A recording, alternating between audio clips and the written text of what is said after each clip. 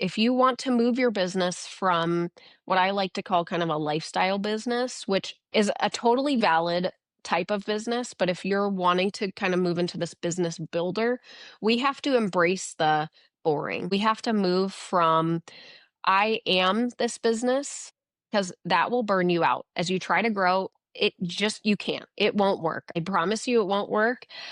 You need to find the boundaries from yourself and your business. Taking a minute to be myself, don't need no help. We keep on rising. Today's episode, I am really excited to have Robyn Goldenberg here. Robyn, welcome to the show. Thank you for being here with me. Thank you. Thank you for having me. I'm excited. Absolutely. So tell us a little bit about what part of the world you are coming into the studio from, and a little bit about your background and your why. We really want to understand what you're trying to unlock in the community that you serve, and the value that you bring. Yeah, of course. So my name is Robyn. I am the president of Strategy Leaders. We are a 30-year-old business consulting firm. We work specifically with small business owners, privately held business owners. We're women owned, women operated. We have a couple cool guys too that work for us as well, but majority women. And I'm a mom. I have 3 kids. I have a farm. I live in Wisconsin. So much colder than Florida. But just kind of living life. I'm also a nutritionist, and a strength athlete. So I know all about the kind of the game of where do you put your priorities? How do you balance? How do you show up where you need to show up? And without kind of draining yourself and losing yourself in the process. Oh, that is such a huge topic, Robyn. And thank you for all of the depth of the work that I'm sure you're doing with your clients because, small business and running a small business is like a gauntlet. And I see so many people in the community around me as well burning out. And, they're looking for that fulfillment. So, how do you normally kind of identify that burnout has happened? Is people just telling you? Are they like just coming to you saying, "Help me revive myself"? Does it start? You mentioned nutrition. Does it like where? How does this find you? How does this work find you? And when did it find you? Yeah. So I think where I want to start is that I own 3 businesses, and it's really cool, but it also really sucks. People will hear me say that a lot, right? We've started these businesses to give us freedom and flexibility, but ultimately, sometimes the business ends up in control versus the business owner. And I see this a lot in working women, in moms, right? Business owner moms, things like that, people like that, where we give everything to everyone else. And sometimes we don't even notice that we're at our limits, right? Or that we're burning out or anything like that. And it takes someone else, maybe it's your spouse, maybe it's, your best friend, maybe it's even your kids to say, like, hey, you're like kind of grumpy, or like, I've never seen you react like that before, or you seem to just not have a tolerance for things, or um, something that shows up, is when I go to the gym multiple times a week. I'm a strength athlete. When I contemplate if I'm going to go to the gym right in the morning, I'm really not feeling it. Maybe I won't go. My partner will say, "Hey, what's going on? Why aren't you going to the gym? I know you need to go." And so it starts to show up like that. But you just don't feel like yourself.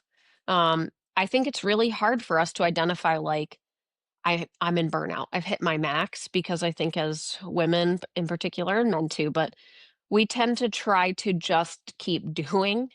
Like, oh, I missed that. So I'll just do more, right? And we just take on more and more and more. And what it takes is someone from the outside to say, why are we trying to do this much? No one else tries to be a superhuman all the time. Um, so what I would say is we tend to not identify that we're at burnout, but it's other people around us, or our behaviors or our actions, that start to identify we're at that point. Yeah, and I can't agree more. And I think that I'm really an advocate for tuning into your nervous system, and your nervous system being like the ultimate radar of what's going on. Sometimes it's unconscious eating behaviors, unconscious sleeping behaviors. And, until we tap in and really go, what's happening in the signal in the receiver side of it, that we don't really know. And so I love what you're saying, because you're meaning that we don't have supermom written all over we're not wearing a supermom costume and, superwoman and showing up in all of the ways that we do. And I think men do that too, absolutely. And I'm really glad that you mentioned you have some men that are kind of empowering that. What kind of communication tips do you typically start with for someone to kind of just dispel that grouchiness that you talked about? Like, how do you disarm that and just go, I need to get clear and get some clarity on the stuff I got to look at in my life? Yeah, I think the first default that I see is that we tend to just say, well, I'm fine. I'm just having a bad day. I'm fine.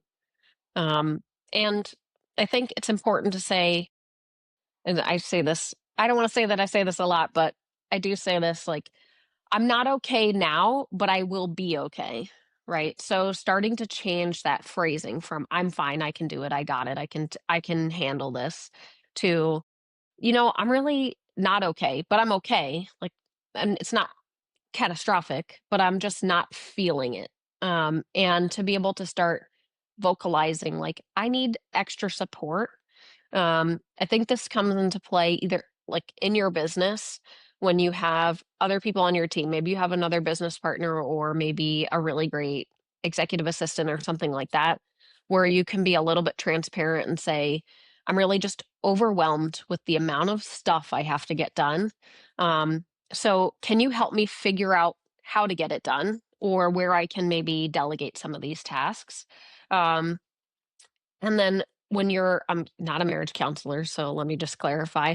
But like with your partner or your spouse or whoever, is to say, like, I I'm not feeling okay. I feel burdened or overwhelmed with work and kids and home life and emotional needs, right? You have emotional needs, my partner has emotional needs, and it just becomes a lot. And so the more communicative I think you can be and open with the people around you, um, the better it's going to be, with the caveat that, like, I might tell my partner, hey, I'm feeling really overwhelmed by things in this house. Like, maybe the laundry's just piling up. And then I came home from the office and we've got the kids and we got to feed them and things like that. But that he is also maybe um, feeling overwhelmed. And so to not take that as, well, you don't do as much as me, so you shouldn't feel that way. And to just be open to having a conversation. Something that my partner and I do every week is we have almost like a board meeting. So we go to breakfast. We don't meet in our house. We don't meet in our office. He also owns a business. We go to breakfast and we sort of, have an agenda. Okay, we need to talk about the kids. We need to talk about our personal connection together because that's important. Our businesses, whatever it is, we kind of have like a checklist. And we use that time to be really open and honest with each other without, there's always emotion, but without blame or anything like that. And then we kind of set our goals. Okay, so this week we need to get this, this, and this done. But next month, I'd like to take a weekend just us, right? Things like that. So I think being really communicative in your relationships in general, business and personal life, can help to start to unburden that load. Absolutely. And you know what I love that you said, Robin, that I heard you say, let's reimagine in a different way. You didn't say these words, but I kept going back to, she's talking about reimagining emotional vulnerability. And I think emotional vulnerability means, or intimacy doesn't mean just the romantic side of intimacy. It means, how do I let you see into me what's going on, and how do I help articulate what's going on the inside of me? And it's a really beautiful way. I love that you framed it into a board meeting, because we have so many different boards that we're kind of throwing things at in our Hmm. life, and things stick and then things fall and slide down the wall, right? And end up on the floor and we got to pick them up and we need help to do that. And I really, really appreciate, the advocacy for yourself, number one, and then sharing that load with other people. We have technology tools that do that, but we also need humans that do that too. And the ones that are closest to us are probably the most apt or prepared to be able to help us carry that.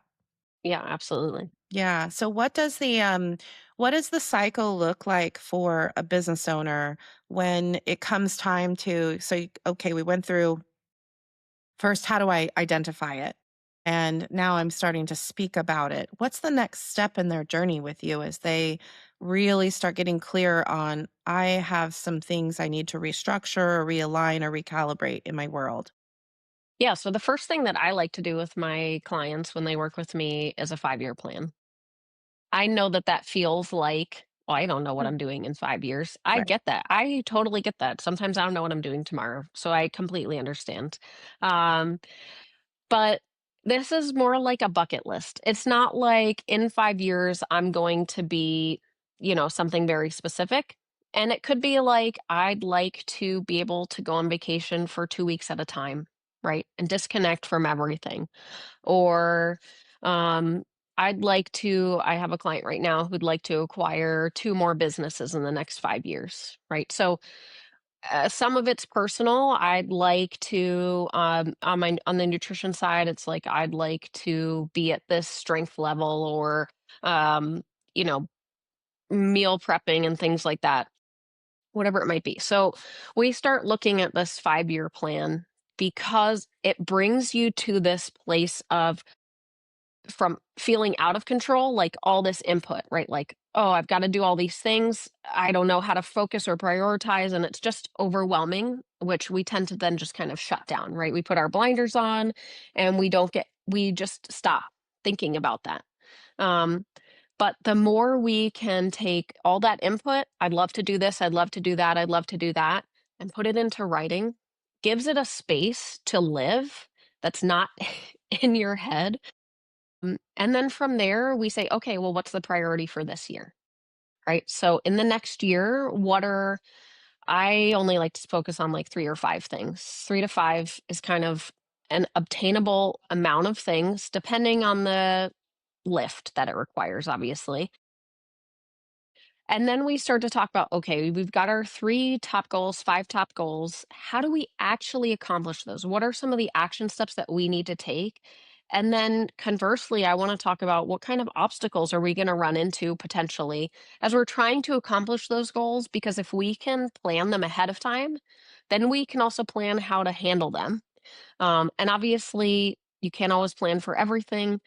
Things come out of the woodwork you just would never imagine, but the process of putting these obstacles and solutions, like mindset, into your brain is that when things do come out of the woodwork and it's a surprise, you already know how to handle it, right? Okay, Robin said this could happen, but let's talk through how we can how we can fix this, how we can solve this, what we can learn from this, instead of just like, my God, I don't even know how to deal with this, right? You don't send your body into this like adrenaline response.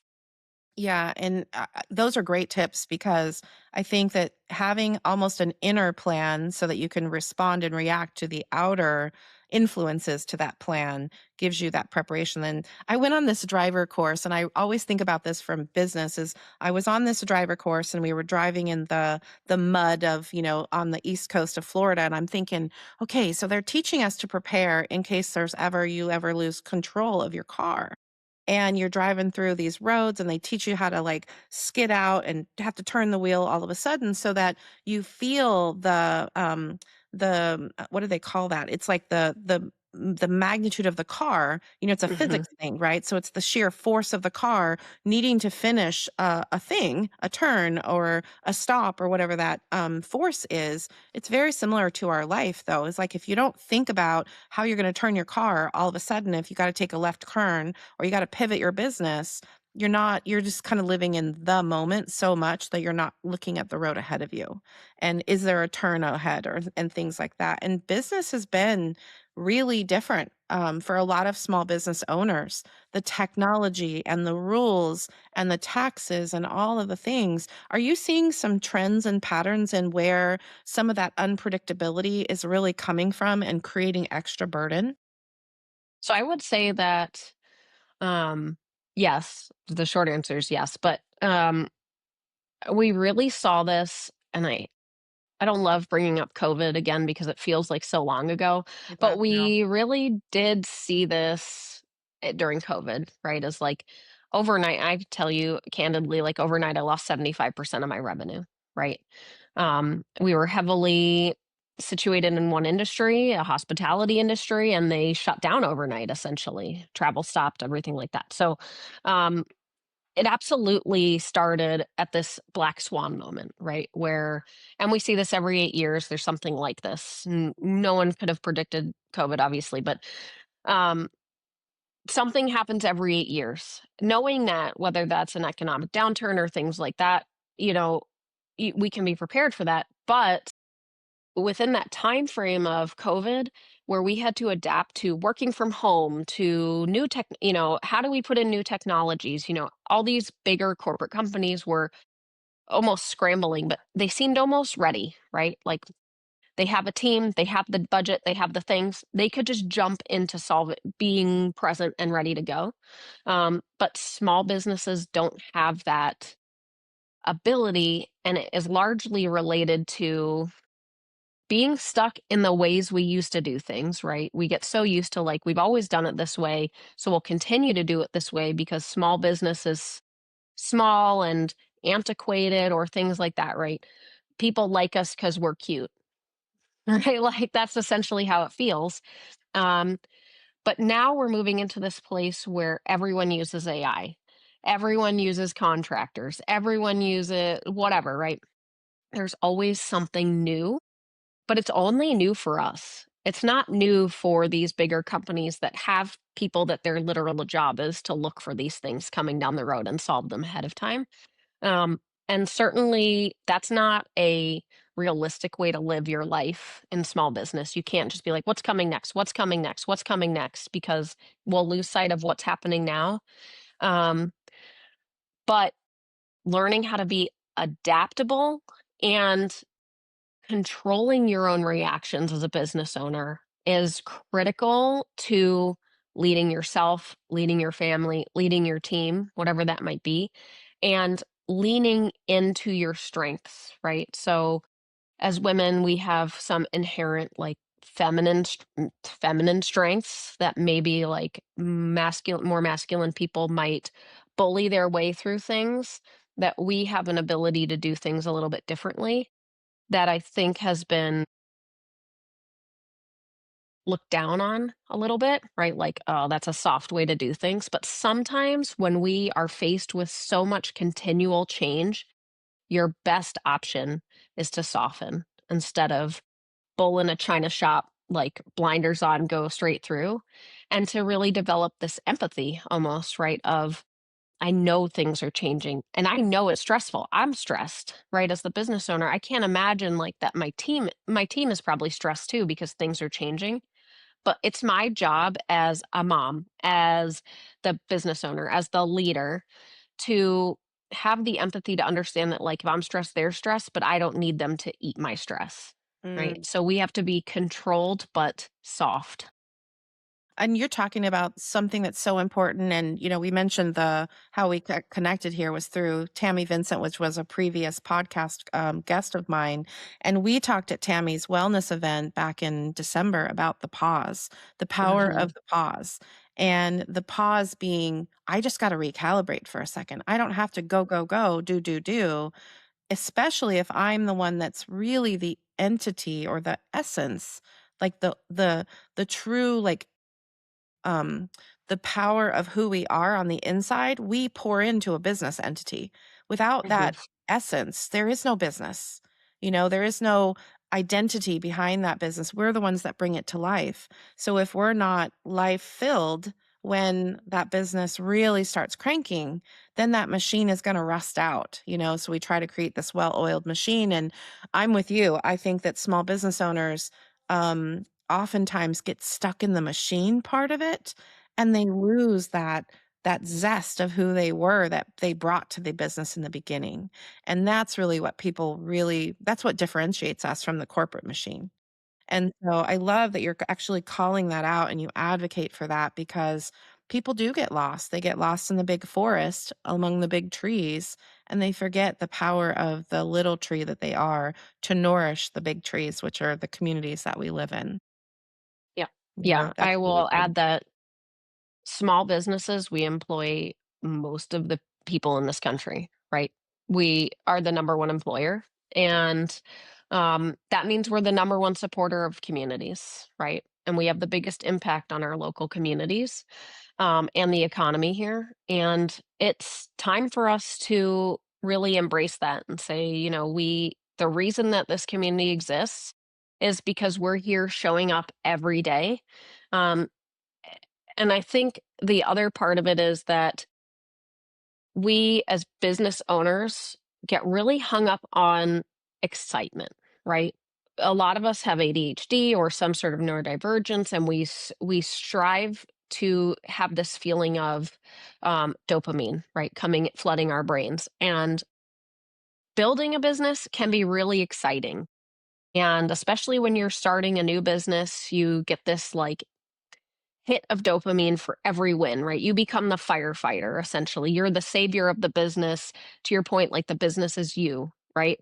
Um, but as you move, if you want to move your business from what I like to call kind of a lifestyle business, which is a totally valid type of business, but if you're wanting to kind of move into this business builder, we have to embrace the boring, right?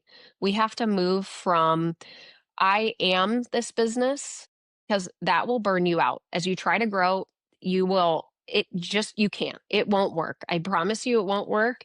Uh, you need to find the boundaries from yourself and your business. So that doesn't mean that like your essence, as you phrase your word, right? Or your vision, your how you do business, how you talk to people, things like that goes away. It just means that you need to now train that next level of people in your company to embrace that. This is how we do things. This is how we work with clients. This is the vibe, right, that we have. How do we continue to grow that where it's not me making the vibe happen? Because I want to, we talked about this earlier, right? Go to the beach or not be here. And I don't want the business to just sit on my shoulders. Right. Yeah, you want the business to thrive without you because of what you've created. Yeah. Mhm. And that's a movement. That's where the value exchange, that is, and I'm a commerce expert. So for me, studying how money moves means I had Mhm. to understand why money moves and when it moves. And it's really around a buyer and a seller coming together saying, you've got something I want, and I'm willing to trade something that I have to get that thing, that service or that product. And, at the heart, that is what commerce is. But what it also means is I'm trusting the business owners that are in my community to provide me with value, whether they're a big box retailer or they're a small. Some individuals really crave that small business vibe and feel. That's certainly the kind of the essence of St. Petersburg, where I live here in Florida. It's very unique, relational type of business environment.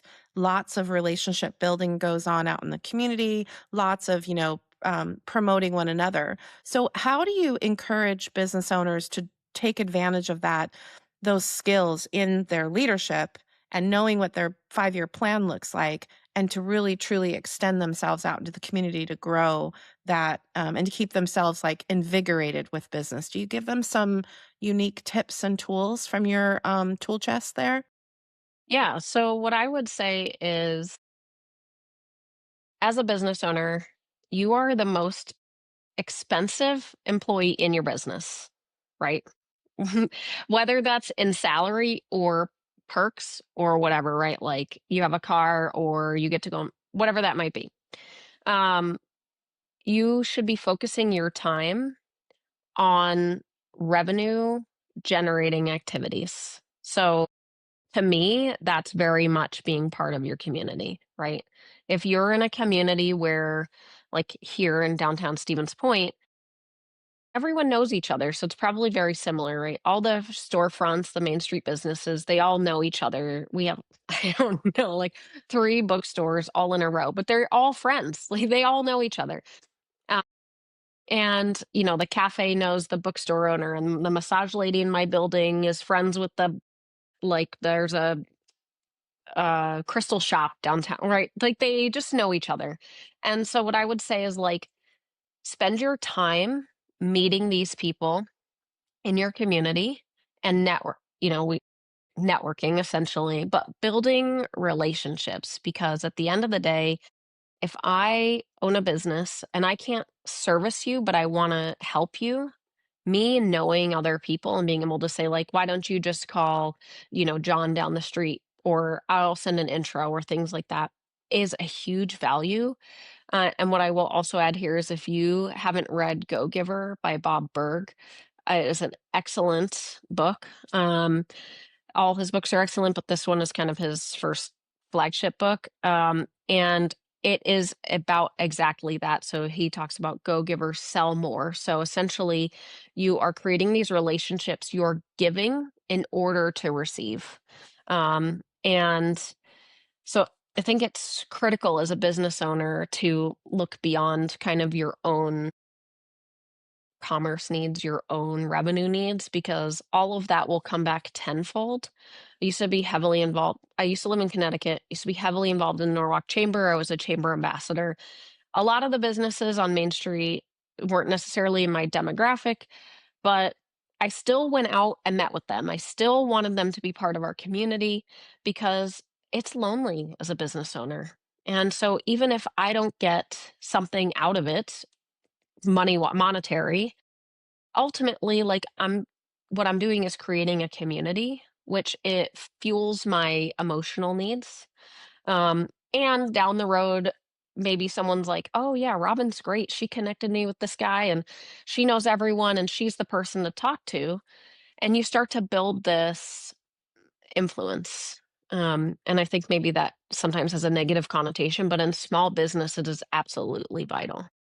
I'm so glad you mentioned this and you spent some time on community building because, one of the things that I do with my clients, of course, looking at past, present, future of money and money movement for commerce, is I talk to them about how tuned are you into the future of money?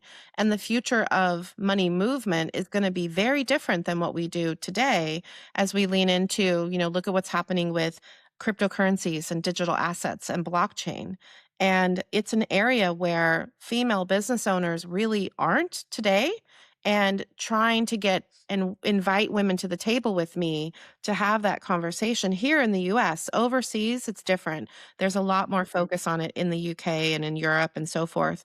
But as I've immersed in the Bitcoin kind of crypto community here locally and around kind of the US, there's a lot of women that really need to wrap their minds around it, but they just haven't stepped close enough to it. But what I love that you're talking about is the community building because that is something that we absolutely nurture in our communities is that community. And in the decentralized world of decentralized finance and blockchain, that comes first. And we can either continue paying all of the ads to the Googles and the Facebooks of the world, to run our ads and to be seen for that visibility, or we organically build that community that you're talking about by networking and by getting to know your neighbors and your surrounding business owners. So that activity will absolutely fuel us as we go into the decentralized world of finance and business. I will say that I think finance, crypto, these types of things that has long been a boys' club, right? And so it feels, as a woman, it feels like you're stepping into a place you don't belong. And that is absolutely not true. But the people that are currently in that space are going to do what they can to make you feel unwelcome. And intentionally or not, it just happens that way. Um, And if we can, as women, say, no, Like, we're here. I'm not even going to ask for permission. I just am going to exist here and start to build a community of women who are also staying present, not apologizing for being where we should be. That will start to come tenfold, and that people around us will just deal with it, or they won't, whatever. But we need to be far less concerned about outside people being uncomfortable with us existing, right? Um, I really like I struggled with this for a long time. I even in my personal finances would say like, well, that's math. That's a money thing. Like that's not my thing. And then I had the opportunity to listen to like Tori Dunlap and read her book and some of these other people and some business women, and it's just really like made it tangible, and it made it feel like, oh, I do actually belong here. And then funny enough, I made a really interesting connection a couple of years ago with a blockchain guy out of Malta, um, through the cannabis space, and um, he was just so warm and inviting, and like, this is just normal. And so it's okay to show up. It's okay. I'm in a male dominated strength sport, right? It's okay to go to the gym and show up and be like, I'm here to lift weights or run on the treadmill or whatever you want to do, right? It's okay to stand and be your own human. Yeah, there's so many dimensions of us as a human being too. So we have to explore some of those. And you never know when another business opportunity could show up because, it's aligned with your business kind of industry or vertical of where you're serving, but you might find a new product or you might find a new service that can help you expand and scale. And so I love that you encourage this open-mindedness, and I always come at it from I'm just going to be out in the community and I'm going to explore and see what I see today and talk to who, it has some time to talk with me. And I love that the podcast has really opened up that opportunity to connect with individuals like yourself. And you're right, blockchain and crypto can be very male dominated, but I tell you, the last mile to the adoption, and everybody wants adoption now because they've all spent so much time building out these platforms and these rails and this methodology and these frameworks for, you know, bringing things on chain for immutability and transparency and the trust building. Now we need some people that really understand how to do that in the community to make things not just about the financial investment trading space, but about non financial use cases as well. And so that's an area I love exploring with clients about how can we take this technology, because I'm a financial technologist myself. I've been building tech platforms for my entire corporate career. So I look at things a little bit differently. But if we can make it simple enough so that we don't scare individuals off and make it more of a warm and inviting exploration kind of community, then I think we can get a lot of things done and solve for some of the problems that, we have in today's business world. I think it's also important, like, if you're in a space, this is for anyone, not just women, but if you're in a space where like things are I can't even call crypto and blockchain emerging, because like Goldman Sachs is adopting it. It's here. Like, It's it's here. just part of but if you're in a space where it's emerging to you, I spent a lot of time in the cannabis space. That's a boy now it's changed. There's a lot of women in cannabis, but it was really like a boys club back in the day. But that was an emerging market, right? Or at least the legal side. And ask questions, like, talk to people, go to the trade shows, walk around, talk to the other businesses there, right? Like, don't be it's uncomfortable, but embrace the discomfort, because to your point, you never know who you're going to connect with or what you could learn or the next thing that is really your interest, right? Um, if you stay in this comfort zone, it it does a disservice to you and your business and your community and your family and everything, right? So it's okay to be uncomfortable, and it's okay to ask questions and try to learn things. I think a lot of times as we get older as adults, we're just like, well, this is how I've always done things, and so I don't need to learn new things. And ultimately, we see this kind of in the older generations or as people age when they start losing that wantingness or ability to learn and go do things is that the cognitive decline is substantial.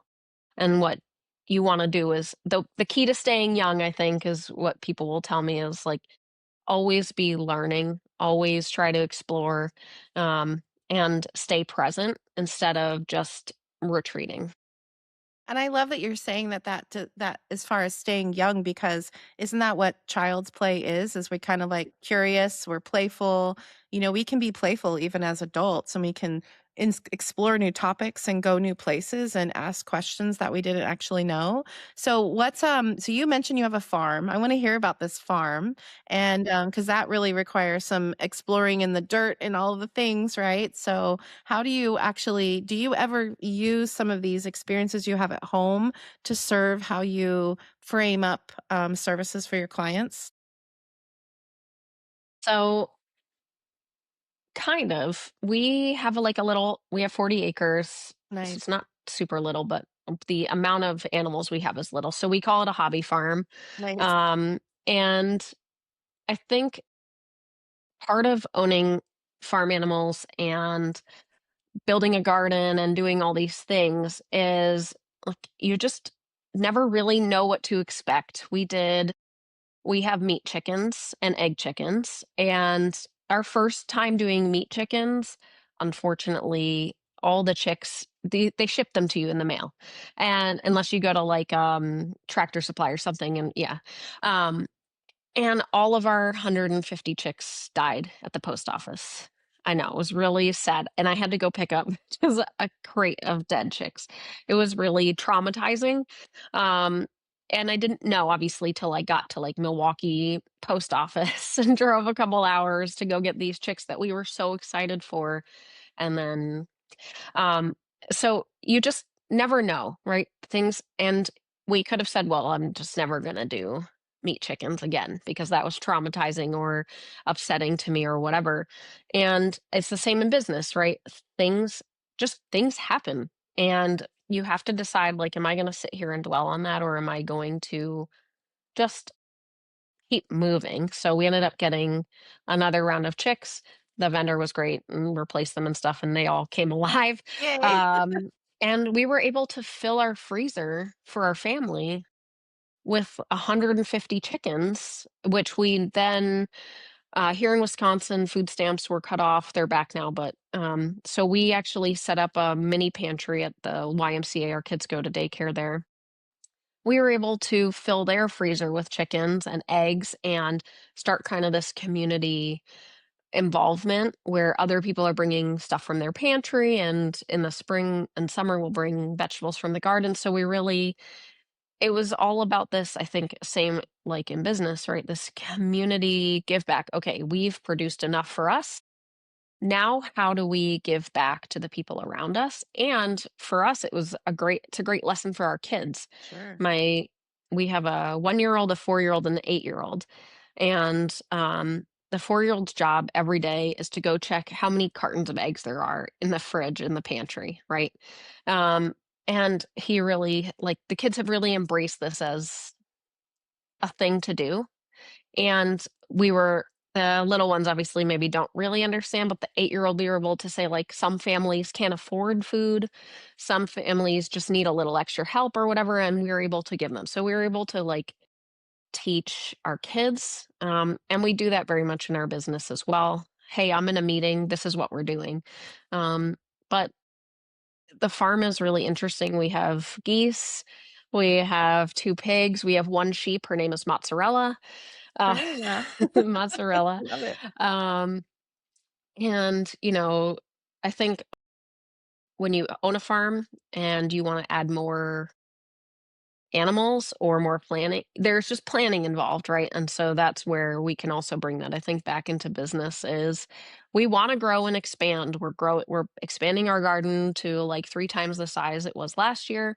That takes planning, right? And money and all these things. So we start to have these very serious conversations. Okay, what kind of fencing do we like all these little tactical decisions that we also would do in our business. Right. Right. No, and I think those are excellent examples. And I love to, I always love to talk to people about what is it that you're pulling around you into your, practice with your clients. Because there's examples and evidence everywhere. And we can see that and use those as, lessons or examples or teaching moments. Because we should be learning or teaching every minute of every, day in some aspect to become the next best version of ourselves. So I love that. What is your, let's go back to this 5-year plan. And how do you help business owners really plan for the the unpredictable, right? So the unpredictable is where overwhelm and burnout, or I give up, I quit, I'm wave the right flag. And we've seen some of that. We even see that in podcasting, with 4 million podcasts out there. I was at Podfest in Orlando a few weeks back, and there's only a few 100,000 that actually stay active and consistent. So it even speaks to the work that goes into, planting the seed and trying to get to a place of harvest with our business. And I'm using your farm metaphor, obviously. So, how do you help them really get in preparation for that harvest? And is that harvest scary to some of them? When they really reach there, and as exhilarating as we want it to be, now it's like, oh no, now I really am the product of my own success. Yeah, so I think the first part of that is we need micro wins. We're really bad at saying, okay, well, in 5 years, I'm going to be a millionaire or whatever it might be, right? Um, and then sticking to it because it's really hard to not feel a win for years. And I think in small business, sometimes we don't acknowledge those little wins. Mm, And so we get burnt out because we're not feeling the pros of owning a business. And um, because again, it sucks sometimes. And so what I like to do is after we decide kind of like, okay, this is where we want to be in the next 5 years with all these things, is that 1 year plan and the weekly conversations that I have with my clients is really like, what happened this week, right? What did we learn? Okay, what obstacles did we run into? Tell me like what's good and what's bad, and we'll figure it out. But it's having someone else there to recognize that, um, oh my God, you took off Friday and not, your whole business didn't burn down. Like, that's awesome. I love that for you. Sorry, I'm a fidgeter. Um, but um, someone else being excited for you as a business owner, I think is a huge brain feeder, right? So, even on like the fitness or nutrition side, like I have a client that literally just sends me pictures of their food, right? They don't want to track their macros or anything like that, which I get because it's just annoying. But I can be like, that is a perfectly balanced plate. Like you ate vegetables, like which seems so silly, but for them, it is like this small change that no one else would be like, wow, I'm so proud that you ate broccoli, right? No one's going to tell you that because you're not 4.